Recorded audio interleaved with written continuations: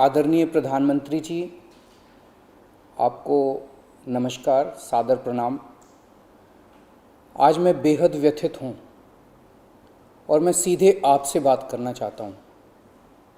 अगर मुझसे कोई हिमाकत हो जाए, कोई भूल हो जाए तो मुझे माफ़ कर दीजिएगा। दिल्ली में अगले हफ्ते से घर घर राशन पहुँचाने का काम शुरू होने वाला था। मतलब अब एक गरीब आदमी को राशन की दुकान पे धक्के नहीं खाने पड़ते, बल्कि सरकार बढ़िया तरीके से अच्छे राशन पैक करके उसके घर भिजवाती। सारी तैयारी हो चुकी थी, टेंडर हो चुके थे, सारी तैयारी हो चुकी थी। बस अगले हफ्ते से ये शुरू होने वाला था। ये क्रांतिकारी कदम होने वाला था और अचानक आपने 2 दिन पहले इसको रोक दिया। क्यों सर? आपने ऐसा क्यों किया? पिछले 75 साल से इस देश की गरीब जनता राशन माफिया का शिकार होती आई है। पिछले 75 सालों से हर महीने फाइलों में जनता के नाम का राशन जारी होता है, पर उनको मिलता नहीं है। अधिकांश राशन चोरी हो जाता है। ये राशन माफिया बहुत ताकतवर है सर, बहुत ताकतवर। आज से 17 साल पहले मैंने इस माफिया के खिलाफ आवाज उठाई थी, इस माफिया को ललकारने की हिम्मत की थी। तब मैं दिल्ली की झुग्गियों में एक एनजीओ में काम किया करता था। उन झुग्गियों में गरीबों को उनका राशन नहीं मिलता था, उनका राशन चोरी हो जाता था। तब हमने हिम्मत की गरीब लोगों को उनका राशन दिलवाने की।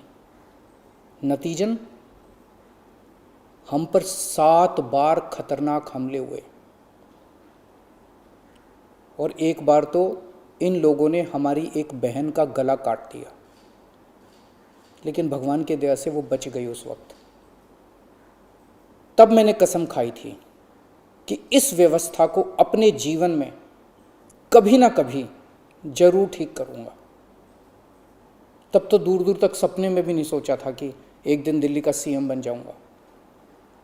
पर कहते हैं ना कि जब आप निस्वार्थ भाव से कोई संकल्प करते हैं तो ऊपर वाला भी अपने तरीके से आपका संकल्प पूरा करने में मदद करता है।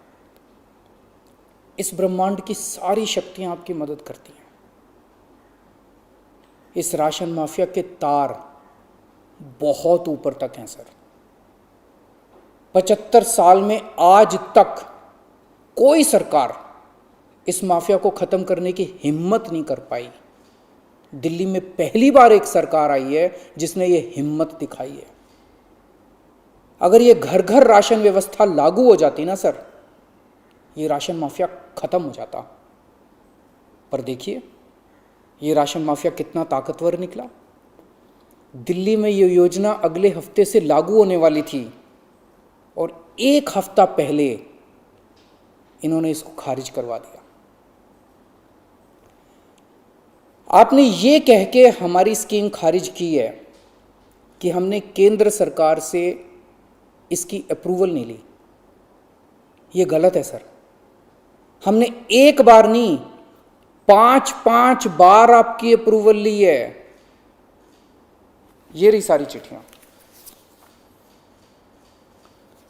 केंद्र सरकार को हमने इतने सारे खत लिख के बताया कि हम ये योजना दिल्ली में लागू करने जा रहे हैं। कानूनन हमें दिल्ली में ये स्कीम लागू करने के लिए केंद्र सरकार की कोई अप्रूवल लेने की जरूरत नहीं है। कानूनन इस स्कीम को लागू करने के लिए राज्य सरकार पूरी तरह से सक्षम है। लेकिन हम केंद्र सरकार के साथ किसी तरह का कोई विवाद नहीं चाहते थे, इसलिए हमने एक बार नहीं 5 बार आपका अप्रूवल लिया है सर। मार्च के महीने में हमारी योजना पे आपकी सरकार ने कुछ आपत्तियां लगाई, हमने आपके सारे ऑब्जेक्शन पूरे कर दिए। जैसे हमने इस योजना का नाम मुख्यमंत्री घर घर राशन योजना रखा था। आपने ऑब्जेक्शन लगाया कि हम इस योजना का नाम मुख्यमंत्री के नाम से नहीं रख सकते। हमारा मकसद अपना नाम चमकाने का नहीं था, हमारा एक ही मकसद था किसी भी तरह से ये स्कीम लागू हो और गरीबों को उनका राशन मिलने लगे। हमने आपकी बात मान ली, हमने स्कीम से नाम ही हटा दिया, और भी आपने जितने ऑब्जेक्शंस किए हमने सारे मान लिए। इस सब के बावजूद भी आप कहते हो हमने आपकी अप्रूवल नहीं ली। और कैसे अप्रूवल लेते हैं सर? अब और कैसे अप्रूवल लें? इस सब के बाद भी आपने ये स्कीम खारिज कर दी, क्यों सर? लोग पूछ रहे हैं, अगर इस देश में पिज्जा की होम डिलीवरी हो सकती है, बर्गर की होम डिलीवरी हो सकती है, स्मार्टफोन और कपड़ों की भी होम डिलीवरी हो सकती है, तो फिर गरीबों के घरों में राशन की होम डिलीवरी क्यों नहीं होनी चाहिए? सारा देश जानना चाहता है आपने ये स्कीम खारिज क्यों की सर? आपने ये भी लिखा है कि चूंकि राशन दुकानदारों ने दिल्ली हाई कोर्ट में इस योजना के खिलाफ केस कर रखा है, इसलिए ये स्कीम खारिज की जा रही है। इस बात पे आप स्कीम कैसे खारिज कर सकते हैं? ये राशन दुकानदार इस योजना के खिलाफ हाई कोर्ट से स्टे लेने गए थे, हाई कोर्ट ने इन्हें स्टे देने से मना कर दिया। जब हाई कोर्ट ने इन्हें स्टे नहीं दिया तो आपने इस स्कीम पे स्टे कैसे लगा दिया? आपको इन राशन वालों से इतनी हमदर्दी क्यों है?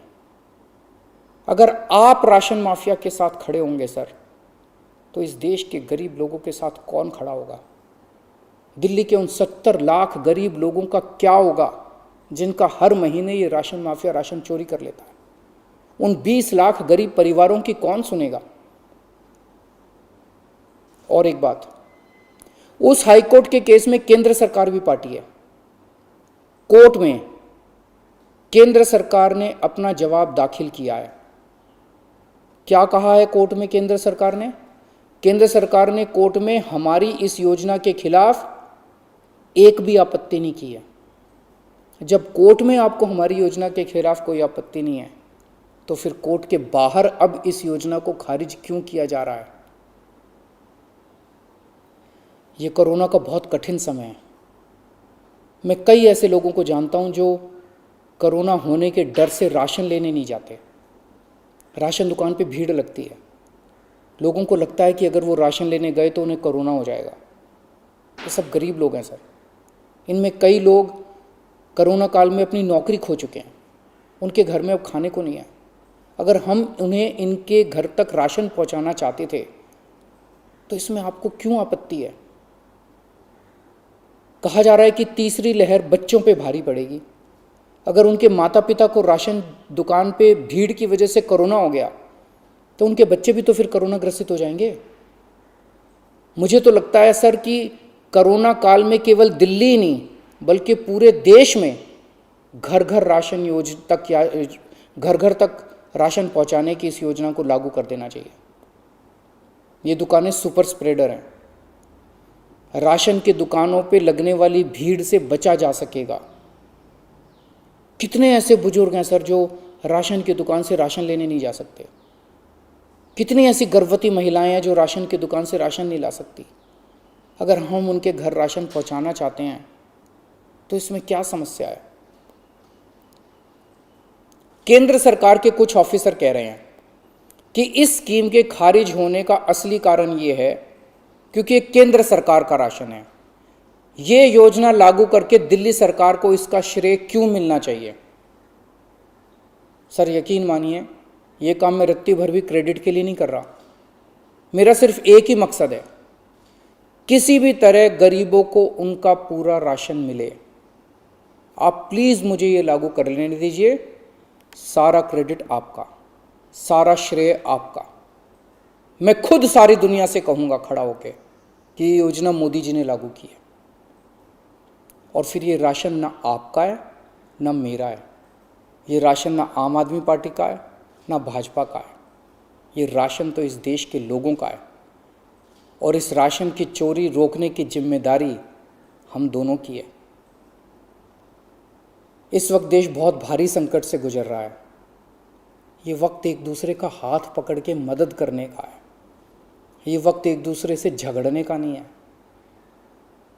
लोगों को लगने लगा है कितनी मुसीबत के समय भी केंद्र सरकार सबसे झगड़ रही है।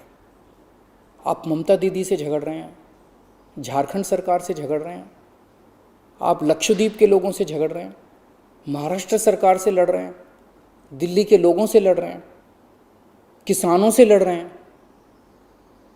लोग इस बात से बहुत दुखी हैं सर कि केंद्र सरकार सबसे लड़ रही है। ऐसे देश कैसे चलेगा? आप हम सबसे क्यों लड़ रहे हैं? हम सब आपके ही हैं, हम सब भारतवासी हैं। ऐसे में हम सब आपस में लड़ेंगे तो कोरोना से कैसे जीतेंगे? हमें आपस में नहीं लड़ना, हम सबको मिलके कोरोना से लड़ना है। कल सब लोग अखबारों की ये हेडलाइन पढ़ना चाहते हैं, मोदी जी ने दिल्ली सरकार के साथ मिलके दिल्ली के हर गरीब के घर राशन पहुंचाया। ये पढ़ना चाहते हैं लोग टीवी चैनलों पे ये ब्रेकिंग न्यूज़ देखना चाहते हैं कि मोदी जी और केजरीवाल ने मिलके दिल्ली के लोगों के गरीब लोगों के घरों तक राशन पहुंचाया। लोग ये खबर पढ़ना चाहते हैं सर, लोग ये खबर सुनना चाहते हैं। लोग ये नहीं सुनना चाहते कि केंद्र सरकार ने फिर से दिल्ली सरकार से झगड़ा कर लिया, कि केंद्र सरकार ने फिर से दिल्ली सरकार की एक और अच्छी योजना पर रोक लगा दी। मैं हाथ जोड़ के दिल्ली के 70 लाख गरीब लोगों की ओर से आपसे विनती करता हूं, सर प्लीज़ इस योजना को मत रोकिए। ये राष्ट्रहित में है, इसे होने दीजिए। आज तक राष्ट्रहित के सभी कामों में मैंने आपका साथ दिया। मैंने हमेशा कहा है कि राष्ट्रहित के किसी भी काम में राजनीति नहीं होनी चाहिए। अगर कोई विपक्षी पार्टी की सरकार भी राष्ट्रहित में कोई काम करती है, हम उसका साथ देते हैं। राष्ट्रहित के इस काम में आप भी हमारा साथ दीजिए सर। अभी तक की सरकारों ने देश के गरीब लोगों को 75 साल तक राशन की लाइन में खड़ा रखा। इन्हें और अगले 75 साल राशन की लाइनों में खड़ा मत कीजिए सर, नहीं तो ये लोग मुझे और आपको कभी माफ़ नहीं करेंगे।